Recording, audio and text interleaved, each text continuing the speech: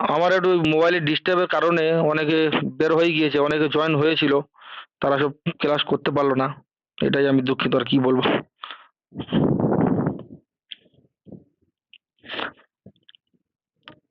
ইস্তেগফার 11 বার, দরুদ ইব্রাহিম 11 বার, সূরা ফাতিহা 3 বার, আয়াতুল কুরসি 3 বার হয়ে গেল। তারপরে দোয়া ইউনুস, যেটা আমরা দোয়া ইউনুস বলি, লা ইলাহা ইল্লা আনতা সুবহানাকা ইন্নী কুনতু মিনাজ জালিমিন, এই দোয়া ইউনুসটা 11 বার পরে ওই পানিতে ফুঁক দেবো।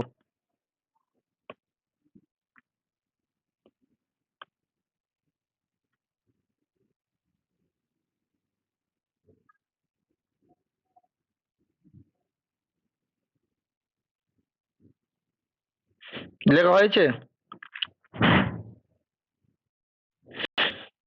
এবার শেষে আমরা যে কোনো বেজোড় সংখ্যায় দরুদ শরীফ পড়তে পারি, 3 বার হোক, 7 বার হোক, 11 বার হোক। বেতের সব থেকে ভালো উত্তম 11 বার, শেষে দরুদ শরীফ 11 বার পড়াটাই খুব ভালো। শেষে 11 বার দরুদ শরীফ পড়বো।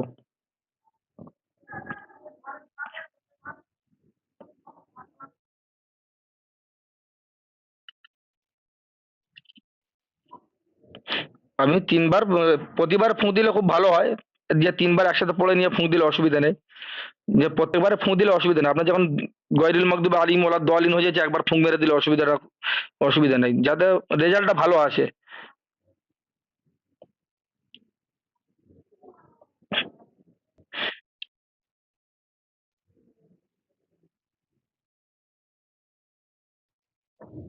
আয়াতুল কুরসি 3 বার পড়ে 3 বার ফুঁ দিতে পারেন, একবার পড়ে একবার ফুঁ দিতে। আমরা তো এগুলো আমার পরীক্ষিত তদবির, জি হজরত, এগুলো আমরা কোনো সময় 3 বার পড়ে একবার ফুঁ দিয়েছি, কোনো সময় আলাদা আলাদা ফুঁ দিয়েছি। যেহেতু আপনারা প্রথমবার করবেন, এখন করেননি, যদি প্রথমবার করেন তাহলে আপনারা একটু উম, চেষ্টা করবেন যে আলাদা ফুঁ দেওয়ার চেষ্টাটা করবেন, খুব ভালো হবে, তাতে কার্যকারিতা উপকার হবে আপনাদের। রেজাল্টটা আপনারা খুব দ্রুত পেয়ে যাবেন।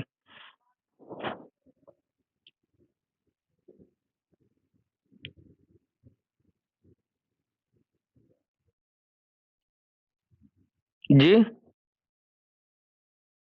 জি।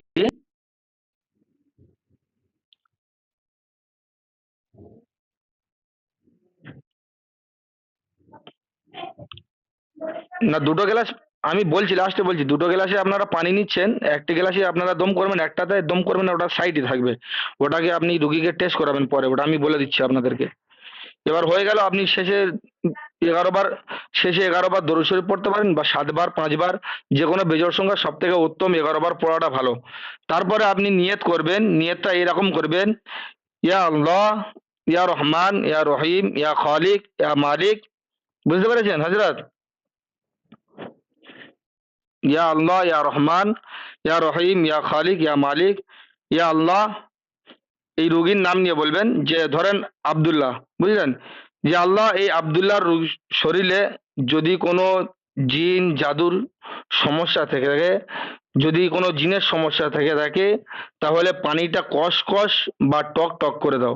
যদি জিনের সমস্যাতে, যদি জিন শয়তানের আসর থাকে এর শরীরের মধ্যে, তাহলে পানিটা কষ কষ বা টক টক, যেরকম কষ, আমরা কষ কষ বুঝি, কষ কষ কিরকম পানিটাকে, একটা পানি কষ কষ লাগে, কষ কষ বা, হ্যাঁ হ্যাঁ, কষ্টা কষ্টা, কষ্টা কষ্টা বা টক টক করে দাও। আর যদি জাদুর সমস্যা হয়, তাহলে পানিটাকে তেতো করে দাও। বুঝতে পারছেন হজরত? যে আল্লাহ, এই রোগীর শরীরে যদি, এ আল্লাহ, এ রোগীর শরীরে যদি জিনের, জিন শয়তানের সমস্যা থাকে বা জিনের আসর থাকে, তাহলে এই পানিটা কষ্টা কষ্টা বা টক টক করে দাও। আর যদি জাদুর সমস্যা থাকে, তাহলে এই পানিটা তেতো জাতীয় করে দাও। বলবেন, আরেকটা হুকুম লাগাবেন: হে আয়াতের নুরি মোয়াক্কেলগণ, মানে আপনি সূরা ফাতিহা পড়লেন বা আয়াতুল কুরসি, আপনি এক কথা বলবেন: হে আয়াতের নুরি মোয়াক্কেলগণ, আপনারা এই পানিটা কষ কষ বা আঠালো বা তেতো জাতীয় করে দাও। বলে আপনি ওই পানিতে দম করে ফুঁ দিয়ে দেবেন। বুঝতে পেরেছেন হজরত? ওই পানিটা এবার আপনি সর্বপ্রথম, আর আপনি জোরে জোরে বলতে পারেন, মনে মনে বলতে পারেন, অসুবিধা নেই, জোরে জোরে বললে ভালো। আপনি মনে মনে বলতে গেলে মনে মনে সব জিনিসটা বলতে গেলে অনেক সময় জড়িয়ে যায় বা অনেক সময় ডিস্টার্ব হয়ে যায়, আপনি বলবেন, অসুবিধা হয়ে যায়। আপনার সামনে রুগী থাকবে, আপনি যা বলবেন রুগীর সামনে করবেন, অসুবিধা কি আছে? অসুবিধার কোনো ব্যাপার নাই। আপনি মনে মনে যখন নিয়ত করবেন, আপনি পড়াগুলো পড়ে জোরে জোরে পড়তে পারেন, যেরকম মিডিয়াম আওয়াজেও পড়তে পারেন, ভালো, সবথেকে জোরে আওয়াজে পড়াটাই ভালো। পড়লে অসুবিধা নেই, ভালো হলে আপনার কানেও আসবে। আর আপনি এই জিনিসগুলো করার পরে আপনি সর্বপ্রথম যে পানিটা ফুঁক দেননি সেই পানিটা রোগীকে খেতে বলবে। রোগীকে জিজ্ঞেস করবে পানিটা কেমন লাগছে। বুঝতে পেরেছেন হাজরাত? সর্বপ্রথম আপনি যে পানিটা আপনি ফুঁক দেননি পরে, যে পানিটা আপনি পড়েননি সেই পানিটা রুগীকে খেতে দেবেন, যে পানিটা কেমন লাগছে। রুগী যদি বলে স্বাভাবিক লাগছে তাহলে পানিটা রেখে দেবেন। যেই পানিটা আপনি এবার দম করেছেন সেই পানিটাকে রুগীকে খেতে খেতে দেবেন, যে পানিটা তুমি খাও। এই পানিটা খাওয়ার পরে পরে ইনশাআল্লাহ, আল্লাহ যদি চায়, তো রুগীটা যে কোনো না যে কোনো একটা রেজাল্ট দেবে। যদি স্বাভাবিক লাগে আপনারা ভাববেন তাহলে রুগীর মধ্যে কোনো জিন, জাদু বা এই সমস্ত কোনো আসর নেই। যদি বলে কষ বা তেতে তেতো লাগছে তাহলে আপনারা ভেবে নেবেন কষ বা টক টক লাগে তাহলে ভাববেন জিনের সমস্যা আছে। আর যদি বলে তিতো তিতো মতন লাগছে, কেমন কেমন বিচ্ছিরি, তাহলে আপনারা ভেবে নেবেন এর মধ্যে জাদুর সমস্যা আছে। এ খুব পাওয়ারফুল একটা আমল হজরত। এই পাওয়ারফুল আমল আপনারা করে দেখবেন ইনশাল্লাহ।